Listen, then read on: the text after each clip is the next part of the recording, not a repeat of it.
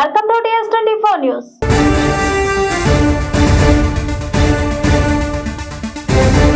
తెలంగాణ ప్రభుత్వం రాష్ట్రంలోని నిరుద్యోగ యువతకు తీపి కబురు అందించింది.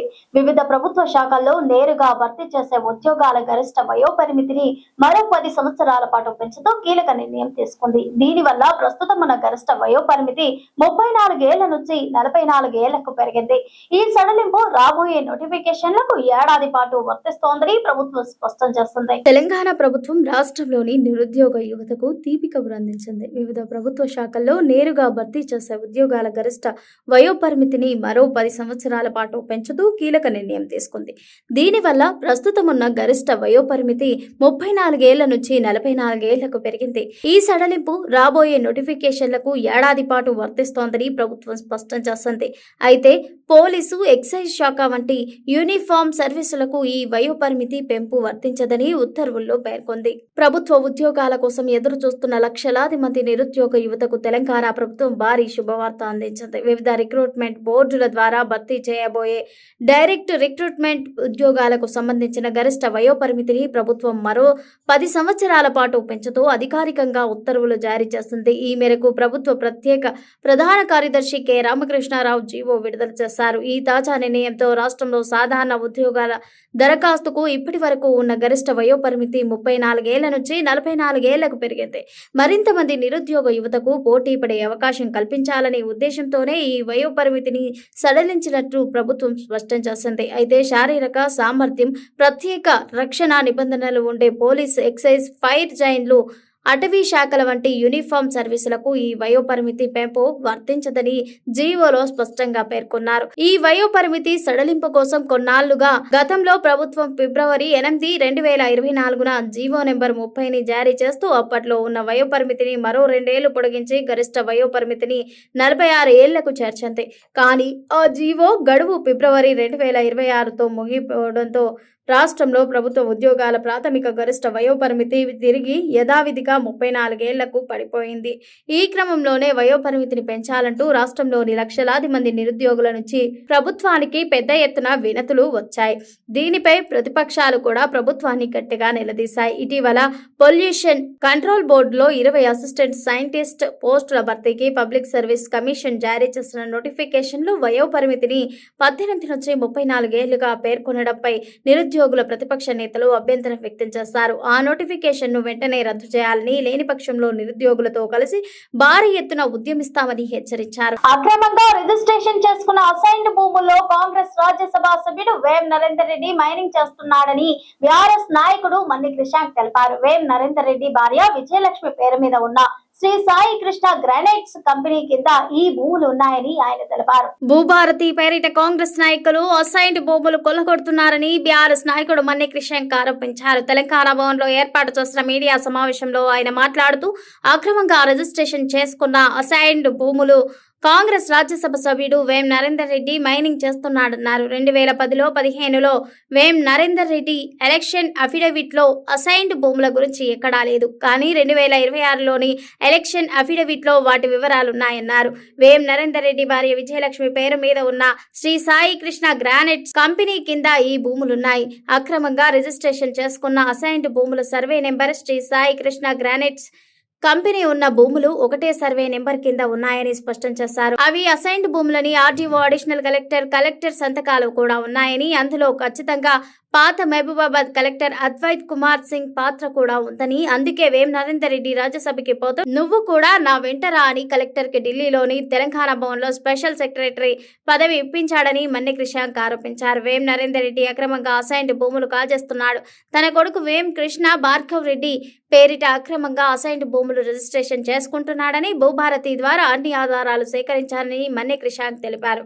ఒట్టి మీరే చేసుకుంటారా, మంత్రులు మీరే చేసుకుంటారా? ముఖ్యమంత్రి కార్యాలయంలో నేను ఇంత ముఖ్యంగా ఉన్నాను, పాత సోపతి నాది ముఖ్యమంత్రి గారితోని, నేను చేసుకోవద్దా అని వారి అత్యంత సన్నిహితులు వేం నరేందర్ గారు కూడా, ఎందుకంటే గతంలో ఇద్దరు కలిసి కేసులో ఉన్నవారు, ద ఫేమస్ ఓటుకు నోటు కేసులు, ఆ 50 లక్షల రూపాయలు రేవంత్ రెడ్డి గారికి ఇచ్చింది వేం నరేందర్ గారే అని కూడా అప్పుడు వారి మీద విచారణ జరిగింది.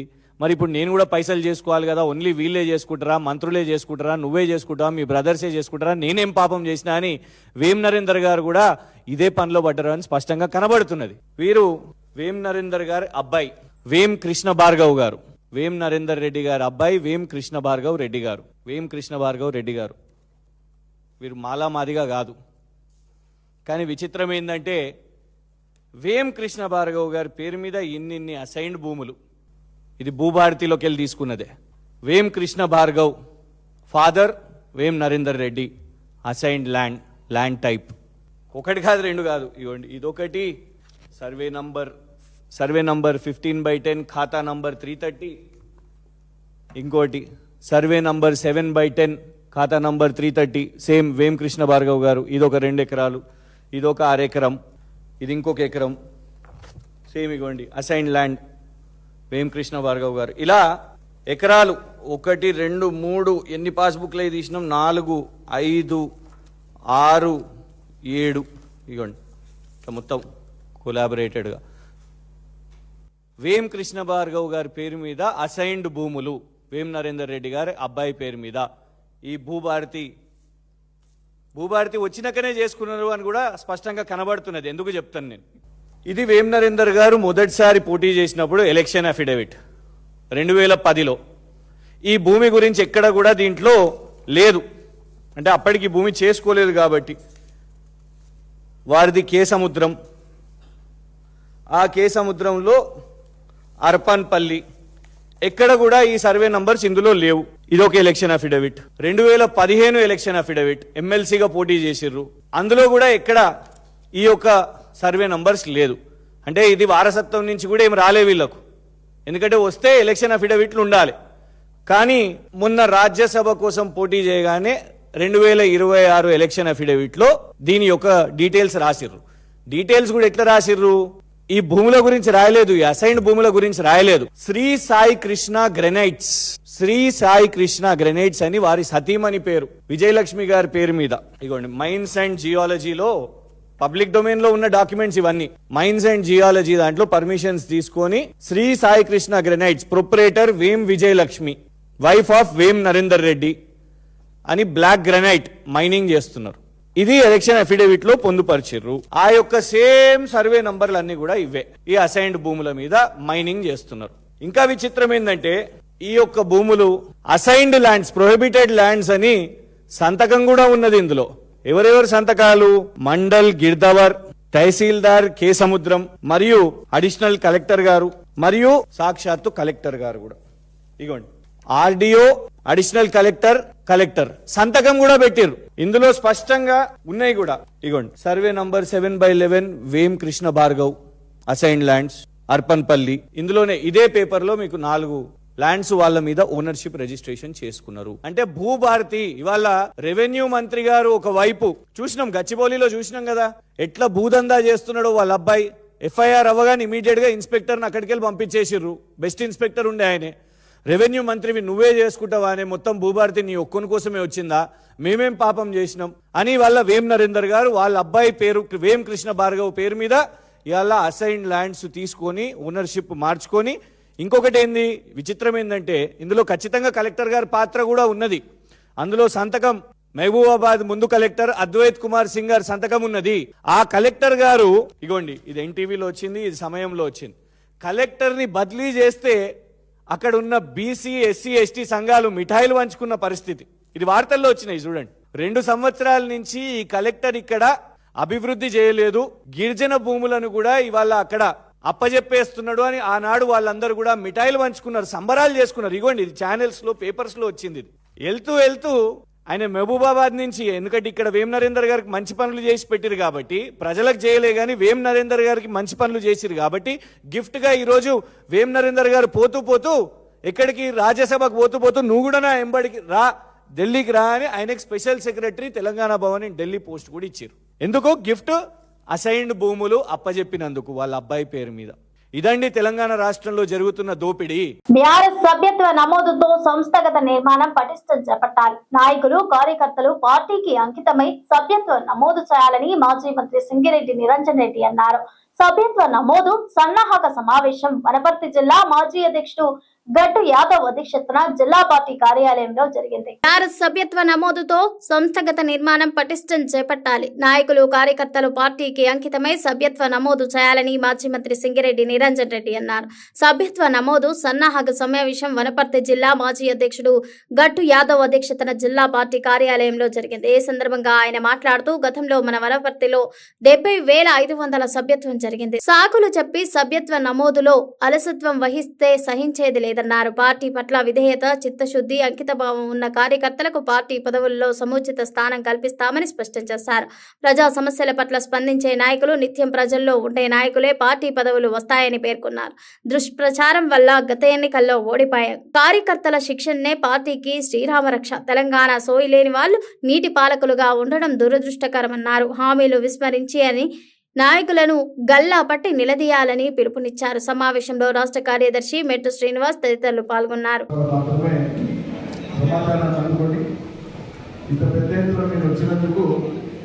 పార్టీ పట్ల, ప్రజల పట్ల మీకు ఉండేటువంటి ఆ స్ఫూర్తిని నేను అభినందిస్తూ, మనం అంతా చేసి కోల్పోయినాం. కేసీఆర్ ప్రజలకు అంతా చేసి రాష్ట్రాన్ని, ప్రభుత్వాన్ని కోల్పోయినాం. ఇక్కడ మనం జిల్లాలో అద్భుతంగా చేసి మనం కోల్పోయినాం అనేటువంటి భావన మీ అందరిలో చాలా బలంగా ఉంది. కాబట్టి కసి మీద ఉన్నారు. ఎప్పుడు ఎలక్షన్ వస్తారో చూపిద్దామన్నా, కానీ దానికి నిర్మాణం అనేది చాలా చాలా అవసరం. గతంలో చేసిలేవా నిర్మాణం మన పార్టీ పుట్టినప్పటి నుంచి ఇప్పటిదాకా ప్రతి 2 సంవత్సరాలకు ఒకసారి మెంబర్షిప్ చేసుకుంటూనే వచ్చినాం. ఈసారి మాత్రమే గ్యాప్ పెట్టండి. 2021 చేస్తే ఇప్పుడు మనం చేస్తున్నాం. 5 ఏళ్ళ గ్యాప్ మెంబర్షిప్ చేస్తూ వచ్చిన ప్రారంభం నుంచి అందులో చేసినటువంటి దాంట్లో సంఖ్యాపరంగా మనకు వేలు ఉన్నా కూడా ఒక్కోటి నియోజకవర్గంలో నెత్తినేసుకొని చేసేటువంటి టీం ఎప్పుడు కూడా పరిమితంగానే ఉంటుంది. ఇంతవాళ్ళు ప్రమాణాలతో పాటు వస్తుంటారు, ముఖ్యమైన కార్యక్రమాలు పాల్గొంటుంటారు. కానీ పోయినసారి రాష్ట్రంలో పోటీపడి మెంబర్షిప్ చేయించింది. పార్టీ ఆదేశం అట్లుండే అప్పుడు. రెండవది ఏంటంటే సభ్యత్వం ఉంటే పార్టీ తరఫున మనం చేయించుకునేటువంటి ఇన్సూరెన్స్ ఏదైతే ఉందో అది కార్యకర్తలకు రక్షణగా ఉండాలనేటువంటి భావన ఉంది. కాబట్టి యాక్సిడెంట్ అయితే, అదేవిధంగా మరణం సంభవిస్తే దురదృష్టవశాత్తు పార్టీ ఇన్సూరెన్స్ కూడా ఉండేది. కాబట్టి మనం కూడా వీలైనంత ఎక్కువ సభ్యత్వం చేసాం. ఎవరికి ఎప్పుడు ఏమవుతుందో తెలియదు, కొంత ఉపయోగపడుతుంది అనేటువంటి ఉద్దేశంతో మన నియోజకవర్గంలో 70,500 తెలుగు రాష్ట్రాల్లో ఎండలు ఉక్కపోతతో పాటు ఒక్కడక్కడ వర్షాలు కురుస్తున్నాయి. ఈ నేపథ్యంలో ఆంధ్రప్రదేశ్, తెలంగాణ రాష్ట్రాలకు వాతావరణ శాఖ 3 రోజుల హెచ్చరిక జారీ చేసింది. పలు చోట్ల ఉరుములు, మెరుపులు, ఈదురుగాలులతో వర్షాలు కురిసే అవకాశం ఉండగా మరోవైపు వడగాల్పుల హెచ్చరికలు కూడా జారీ చేశారు. తెలుగు రాష్ట్రాల్లో భిన్న వాతావరణం కొనసాగుతోంది. మాడుపగల ఎండలు ఉక్కపోతతో ప్రజలు ఉక్కిరిబిక్కిరవుతున్నారు. దీంతో పాటు అక్కడక్కడ వర్షాలు కురుస్తున్నాయి. ఈ తరుణంలోనే ఆంధ్రప్రదేశ్, తెలంగాణలో వాతావరణ పరిస్థితులపై వాతావరణ శాఖ కీలక అప్డేట్ ఇచ్చింది. అమరావతి వాతావరణ కేంద్రం ప్రకారం ఋతుపవనాల ఉత్తర పరిమితి పయనం 5 డిగ్రీల ఉత్తర ఆకాంక్షం, 75 డిగ్రీల తూర్పు రేఖాంశం, 6 డిగ్రీల ఉత్తర ఆకాంక్షం, 79 డిగ్రీల తూర్పు రేఖాంశం, 8 డిగ్రీల ఉత్తర ఆకాంక్షం, 85 డిగ్రీల తూర్పు రేఖాంశం, 10.5 డిగ్రీల ఉత్తర ఆకాంక్షం, 90 డిగ్రీల తూర్పు రేఖాంశం, 13.5 డిగ్రీల ఉత్తర ఆకాంక్షం, 95 డిగ్రీల తూర్పు రేఖాంశం, 15.5 డిగ్రీల ఉత్తర ఆకాంక్షం, 98 డిగ్రీల తూర్పు రేఖాంశం గుండా వెళ్తోంది. రాబోయే 3-4 రోజుల్లో నైరుతి రుతుపవనాలు ఆగ్నేయ అరేబియా సముద్రం, కొమరెన్ ప్రాంతం, నైరుతి ఆగ్నేయ బంగాళాఖాతం, అండమాన్ సముద్రంలోని మిగిలిన భాగాలు, తూర్పు మధ్య బంగాళాఖాతంలోని మరికొన్ని ప్రాంతాలకు మరింత ముందుకు సాగడానికి పరిస్థితులు అనుకూలంగా ఉన్నాయి. నైరుతి రుతుపవనాలు మే 26న నాటికి 4 రోజుల ముందు లేదా 4 రోజుల తర్వాత కేరళలో ప్రవేశించే అవకాశం ఉంది. దీంతో పాటు నిన్న